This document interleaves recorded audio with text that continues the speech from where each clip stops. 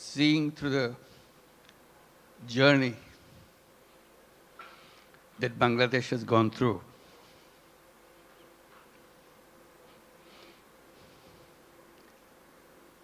The people who are just presented, they are the heroes of Bangladesh. Let's give another big applause for them.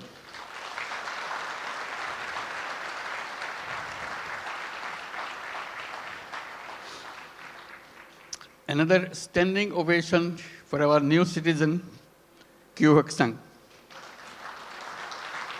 Thank you. Wonderful.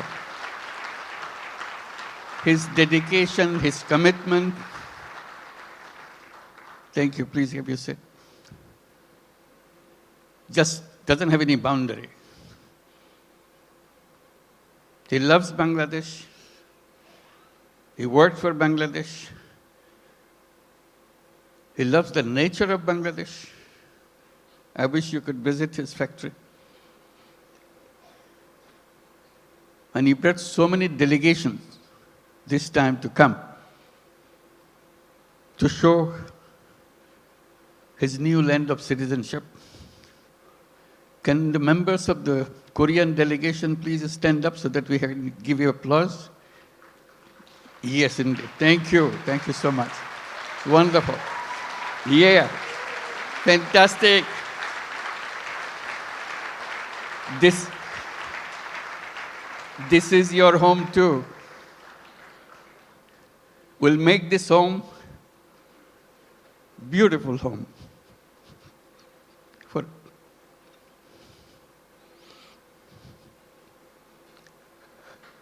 seeing them today,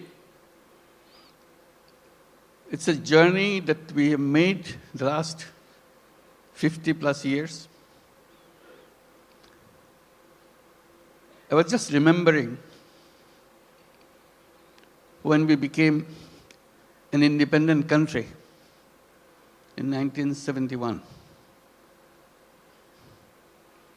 The celebration that we went through and commitment we made for building a new nation.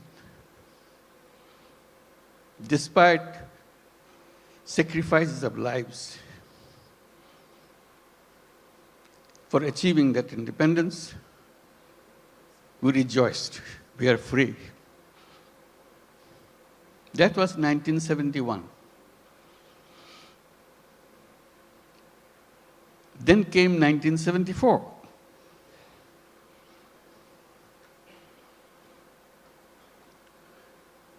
Today we are talking about 180 million people. In 1971, we were just about 1/3 of that size in population. Still the same country. 74 is a year that we cannot forget.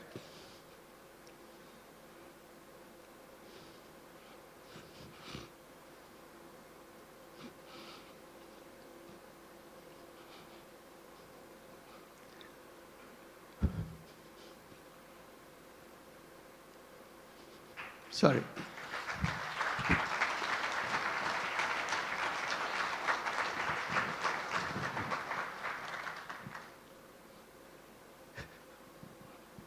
Sorry, my words.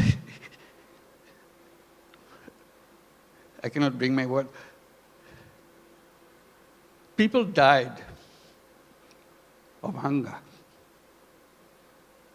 A famine throughout the country.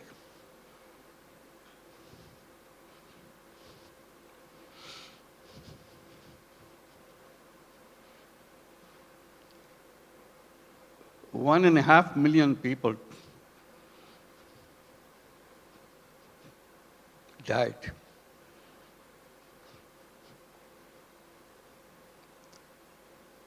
So that was the country we started with.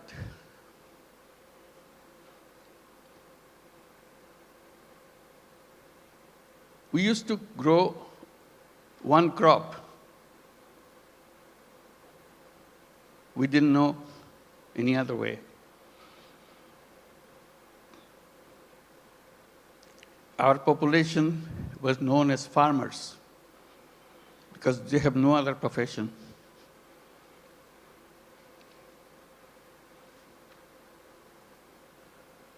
And of them,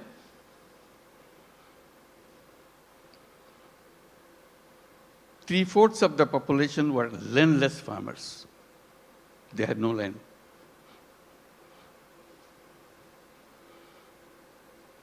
They used to lease in a tiny bit of land from the people who had little bit of land to make a living by one crop. If you heard the word dirt poor,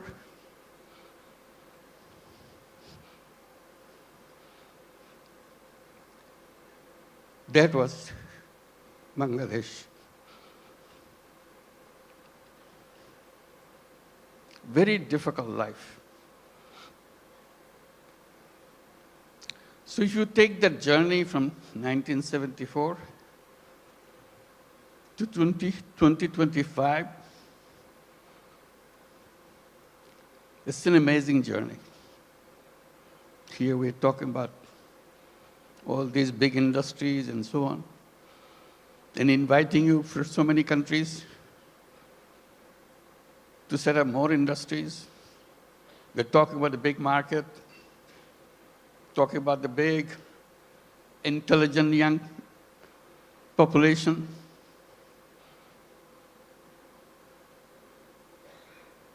That's Bangladesh. Came a long way in a very short time.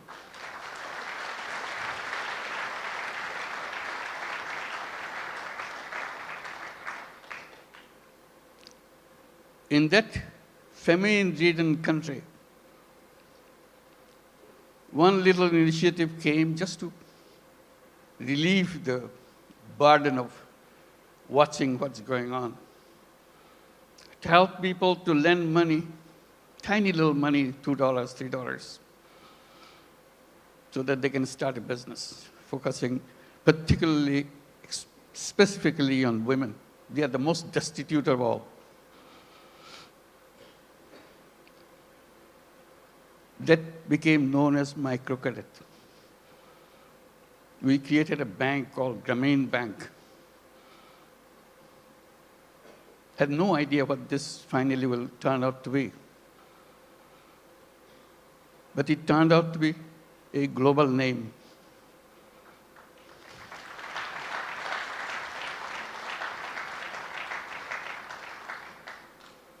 Because no matter which country you are,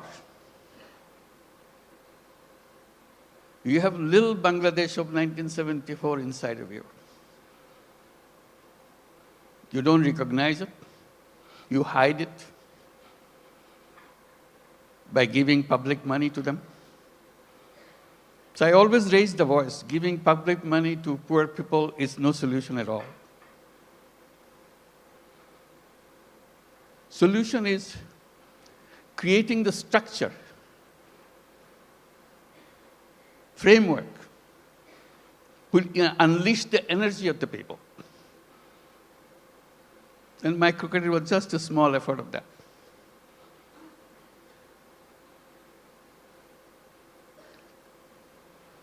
Then a crazy idea came over. When the government wanted to issue license for telephone, we had nothing to do with telephone. We didn't have any telephone in the country. Few telephone in the cities.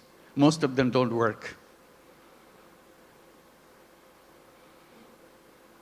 So we talked, why don't we apply for a license for telephone company? A crazy idea. Government asked, what do you do with the telephone company? What business you got to do? I said, we'll give it to poor women. They laughed at us. To make a long story short, we got the license. Called it Grameen phone, because we had the Grameen Bank, Grameen phone.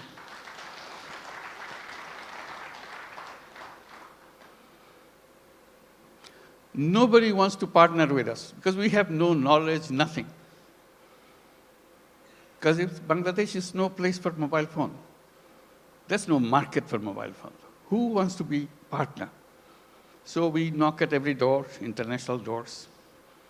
Nobody wants to partner. Finally, someone I personally knew in Norway, who happens to be chairman of Telenor. I explained to him, can you help me? Explained why we want to do this and why we want to bring the phone to the women. He took it seriously. But the company board doesn't agree with him. They said, what, Bangladesh? We never heard a name called Bangladesh. So it's a big effort for him. The more board rejects, he comes back again, explain again. Finally, he got it through. The company assessment was, at the peak of this company, you will have 200,000 user of the mobile phone in the whole country, 200,000. And you cannot make a living on this with this kind of clientele. He told me, I said, are you crazy? It will be at least 10 times more than that. That's the way I could figure.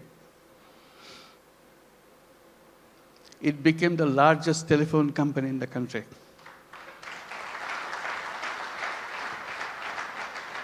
And women were the recipient of those telephone handsets. To turn them into what we call telephone ladies, sell the telephone service of the company.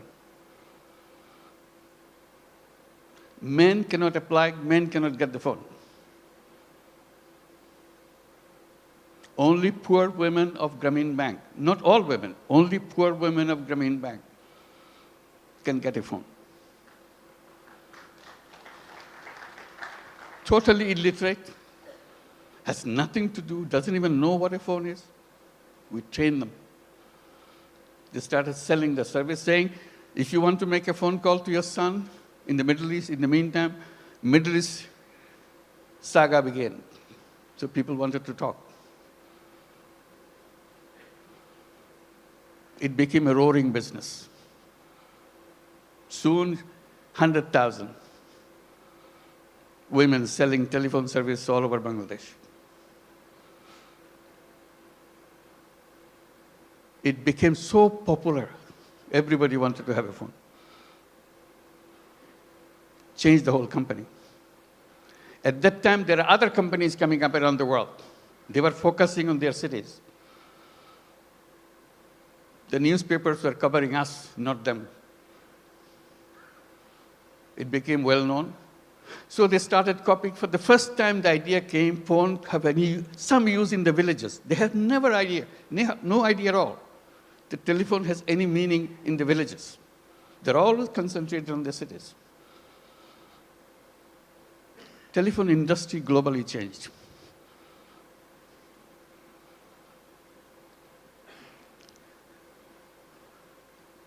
I'm narrating this story a little bit because Bangladesh is a country with crazy ideas to change the world, make things happen.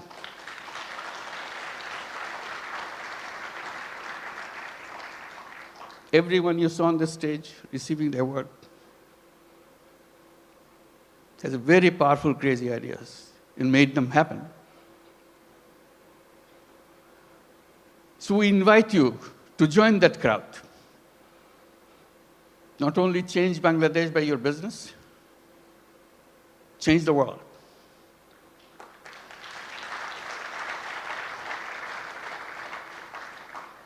I keep reminding people, yes, you want to make profit, go ahead, make profit.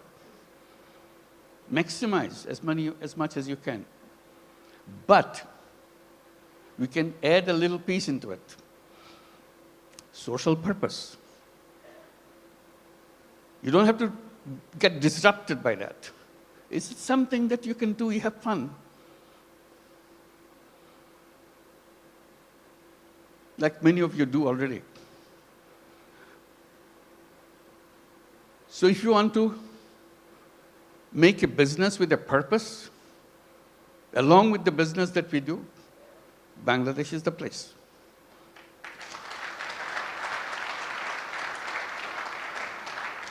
You will not know what your business will be like. Why the whole world is following you. Why suddenly you look back, how did it happen? Bangladesh makes it happen.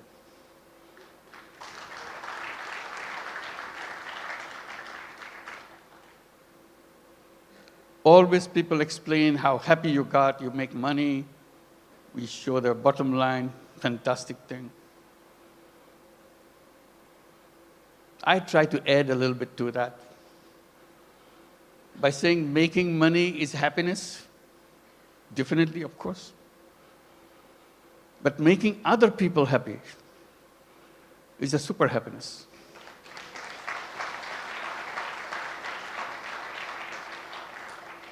If you have business in Bangladesh, you will have both happiness and super happiness. That you get extra with no cost. You'll be proud of what you have done. Like the people who stood here felt that. Super happy. Did something which impacted in people's lives massively. With a country of famine, we're now talking about global entry to the businesses and everything. And at the same time, I'm just pointing out, which has been pointed out already, we don't look at Bangladesh alone. It is only one piece of the economy. We see the whole region, very powerful region, lots of resources. We work together, facilitate each other. It's not the business to grab everything out of you, it's a competition, you grab things. We twist a little bit. You earn money, but earning money together, changing the life of the people together, is a fun, is something that immeasurable.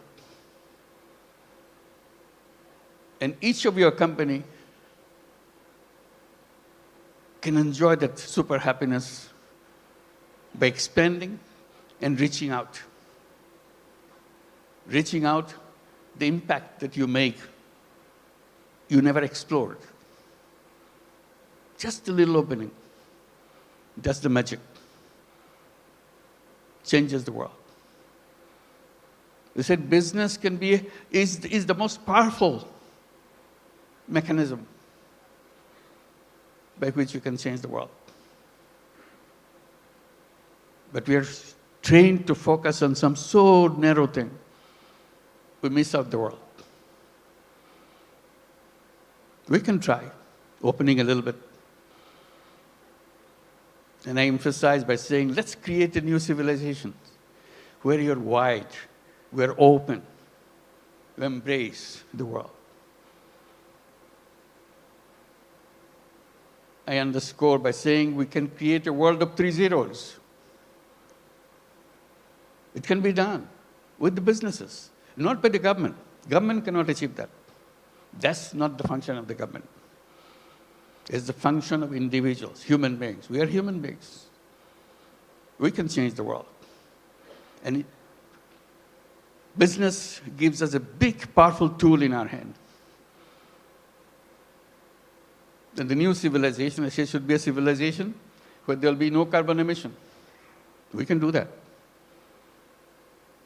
That's where the business innovation comes.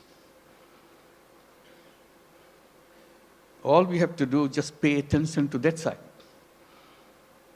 No carbon emission. It's a self-destructive system if you allow carbon emission to continue. No wealth concentration. It's fun to make money, but wealth concentration is the most dangerous thing to human being. It will destroy the whole world. And zero unemployment. The young people get excited about it. Because all of you are entrepreneurs, not job seekers. Think like an entrepreneur. Make things happen. And Bangladesh is a place to see that. How suddenly people, we are known as farmers. We're a country of farmers, landless farmers. We didn't have any land, much land, little. Only in the 70s, early 60s maybe, 60s, some crazy young guys from the universities dared to enter into something which is happening in the country because of business interest of other countries, garment industry. They said, why not us? That was the beginning of the garment industry in Bangladesh, those crazy young guys. All the first generation, some of them are already here, came out of that generation. And now moving into the second generation, you heard Naseem, the second generation entrepreneur. That's our history. In 2 generations, second generation is just the beginning. It's still the first generation going on. Tapan is here too, I saw him. Where are you? Second generation, I'm sure. So that's the journey of generations. Now, what is the third generation coming up? Are we prepared for that? That's a challenge to all of us. And we talk about second generation, we have to talk third generation a little bigger. Boys and girls. Somehow, in entrepreneurship in the past, women left out. We have some, but very few. But women are as creative, as entrepreneurial as anybody else.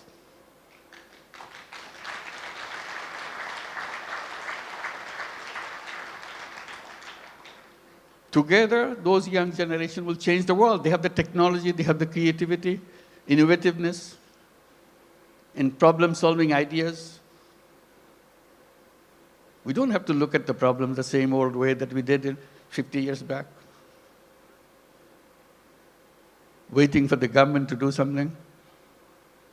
We people can do that. That's a chance. So today it makes me very happy that we can gather together, and talk about creating that world. It's not just business in a limited idea, which is good, but you can have another space remains unutilized. Let's use this too.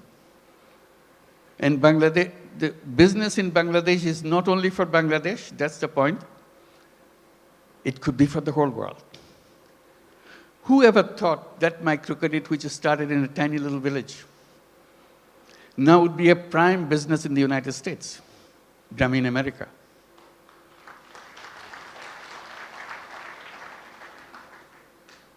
Millions of women take money from Grameen America. Loan size, in the American terms, less than $1,000. Imagine needing less than $1,000 in the United States. Such a hassle, such an impossible thing. They get so grateful that somebody gives them. Usually $500, $600. Now the whole Grameen America became annually about $2 billion a year. In the next 4 years, it will be $5 billion a year. It's growing very fast. So little things. In that sense, Bangladesh ground is very fertile. You put a little bit of seed, it becomes global.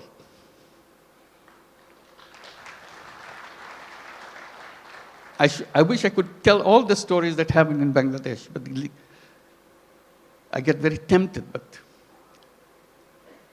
They're all here. Talk to them, find out. And we welcome you to join us with that mission, creating a new world for the whole world. Thank you very much.